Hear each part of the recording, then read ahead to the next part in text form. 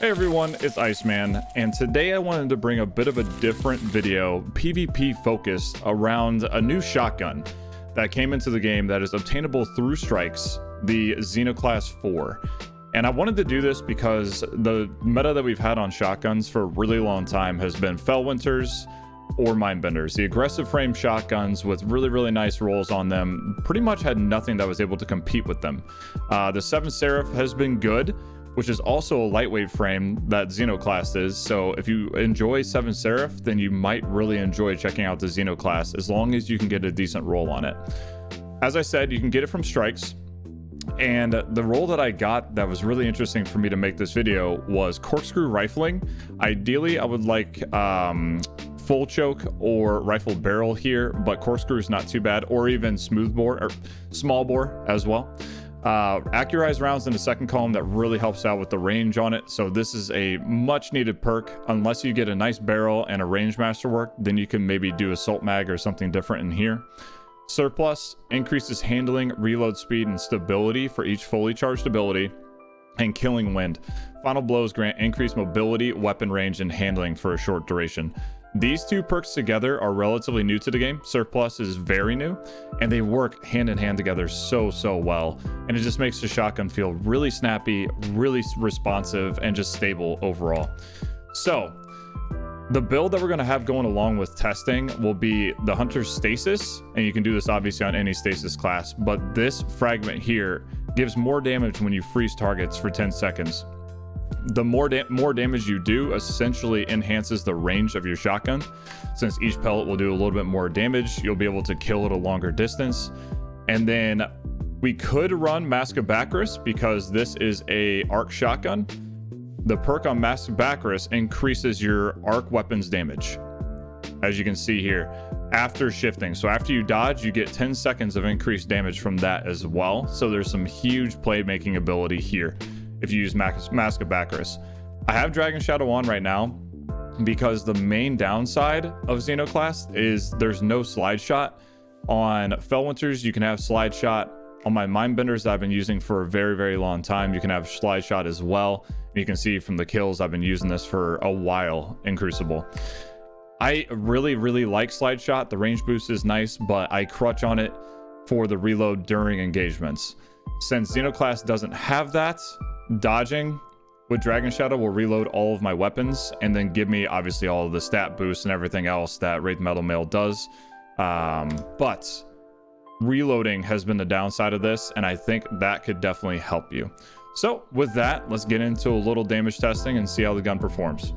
All right, now let's see how the weapon performs at different ranges. We're going to start by just finding that consistent one-shot range, which through testing seems to be between 5 and 6 meters for that consistent one shot. Aggressive frames and FELWINTER'S typically has the one shot range of about 7 to 9 meters, where 9 you're getting a lot of variance. So the one shot range for lightweights definitely a little bit lower, but you can fire quicker. So if you don't get that one shot kill with an aggressive frame, the lightweights can get their second shot in much quicker. And it's really not that much lower when you think about it. You can see here, 5 meters was very consistent. 6 meters can leave them one shot or it can kill. It just comes down to your pellet RNG a little bit. Now here, Surplus, I'm going to show off a little bit by putting on a Xenoclast that is PvE rolled instead of PvP. And in PvP, you want something that's snappy, quick, something where you can draw it quickly, aim down sights quickly. Just pretty much everything about the weapon you want to be fast. In PvE, it doesn't matter as much, and you can see how clunky it is there. When I put my Surplus roll back on, you can see and feel how much quicker it is. Aim down sights, reloading, everything about it is very snappy, and it gets even better once killing wind is up. So they pair very well, and you can just see how fast this is. It's so good. It's so good.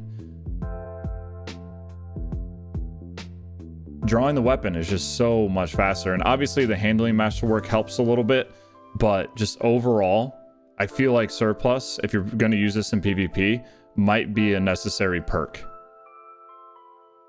All right, now we're going to go back and see 7 meters with a FELWINTER'S. You can see it's pretty consistent. That will one shot kill majority of the time as long as you're center of mass.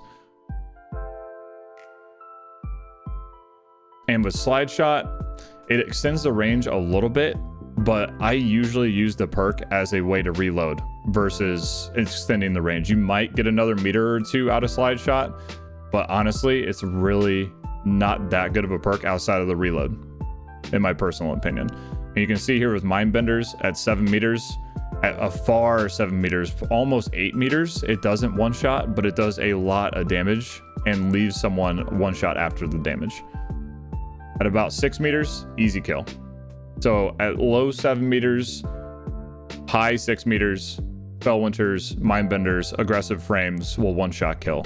And with this roll, you can see I have accurized rounds, rifle barrel, slide shot, quick draw, ranged masterwork. It's pretty much everything you want in a Mindbenders, and it's done very well for me for a very long time.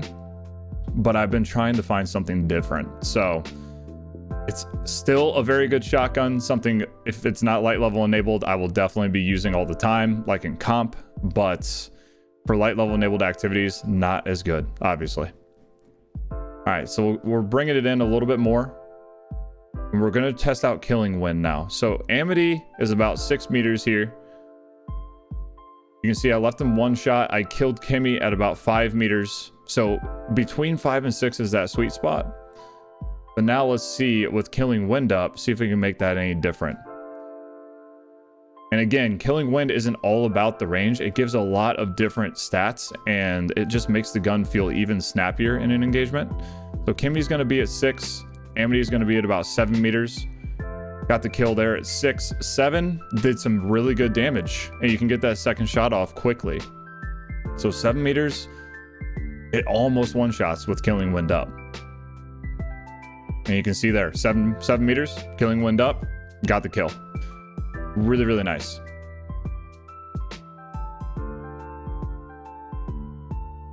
Now we're going to set back up here for one more test with Killing Wind.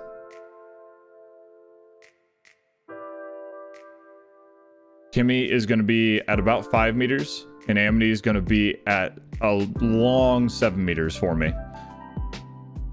So you can see that was 6 meters, so you didn't get the kill there, and 7 almost didn't get the kill. But you can see there's consistency there.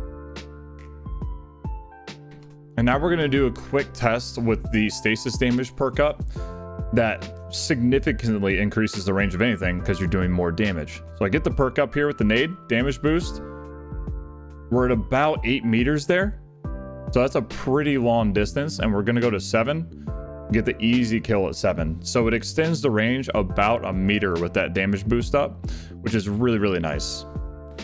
So I hope that you can see how this could potentially be an alternative to the normal Mindbenders, Felwinter's aggressive frames we've been using for so long with the right roll.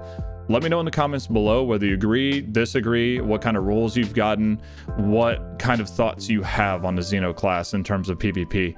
I will leave you with a bit of Titan playtesting that I did last night with the weapon. Really, really fun to use, and especially on something like Bottom Tree Striker, it sets you up for so many nice melee kills, and you can just chain kills from there.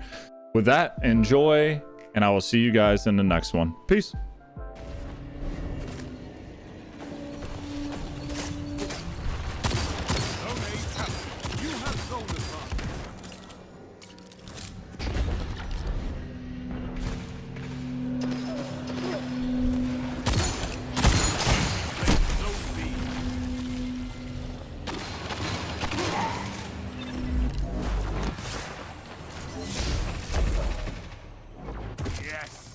I'll show them the true meaning of war.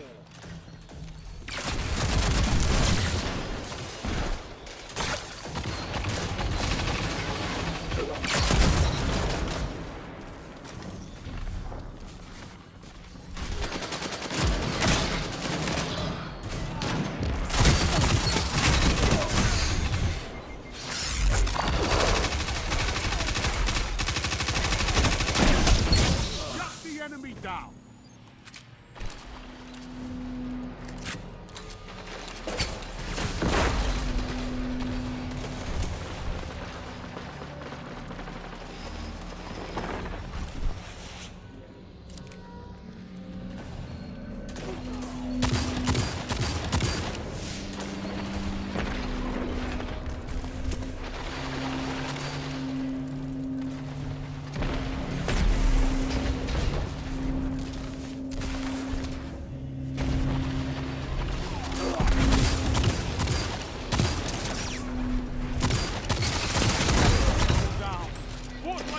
construction of the first pillar.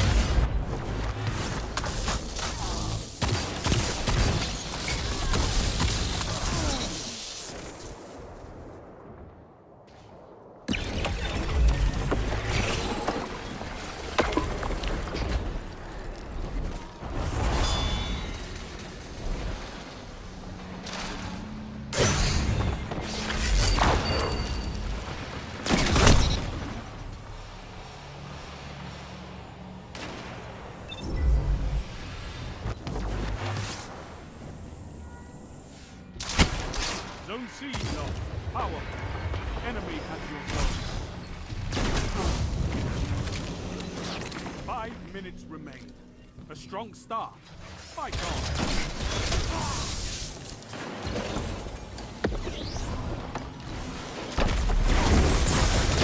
Captured Zone A.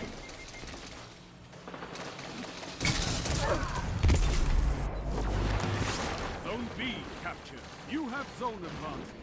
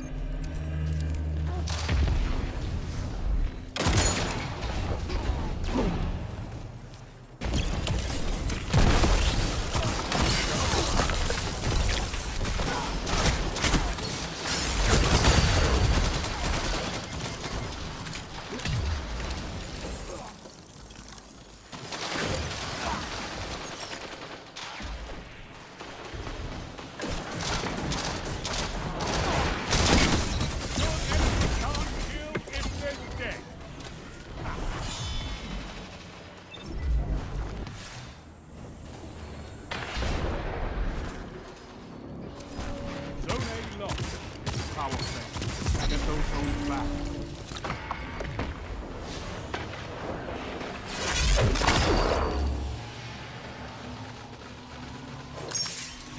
Capture Zone C.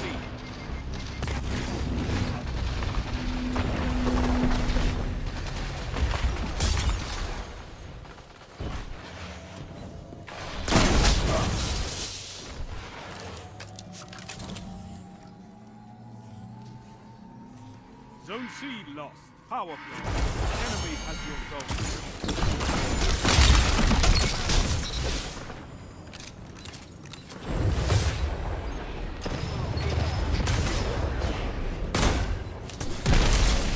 One minute. Time to prove yourself. 2 for 1. Zone B captured. You have advantage. A victory well executed.